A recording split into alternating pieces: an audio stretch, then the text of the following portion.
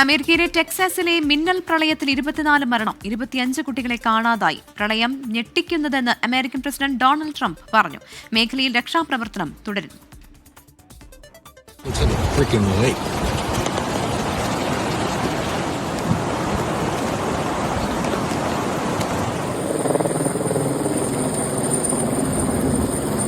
കനത്ത മഴയെ തുടർന്ന് കെയർ കൌണ്ടിയിലെ ഗാഡുലൂപ്പ് നദിയിൽ ജലനിരപ്പ് ഉയർന്നതാണ് ടെക്സസിലെ മിന്നൽ പ്രളയത്തിന് ഇടയാക്കിയത്. സമ്മർ ക്യാമ്പിൽ പങ്കെടുക്കുകയായിരുന്ന 20ലധികം കുട്ടികളെ കാണാതായി.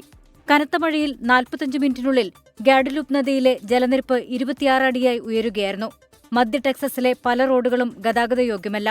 കാണാതായവർക്കായി തിരച്ചിൽ തുടരുകയാണെന്ന് ടെക്സസ് ഗവർണർ ഗഡ് അബോട്ട് അറിയിച്ചു. 14 ഹെലികോപ്റ്ററുകളും 12 ഡ്രോണുകളും രക്ഷാദൌത്യത്തിന് വിനിയോഗിച്ചിട്ടുണ്ട്. 500-ലേറെ രക്ഷാപ്രവർത്തകരും സ്ഥലത്തുണ്ട്.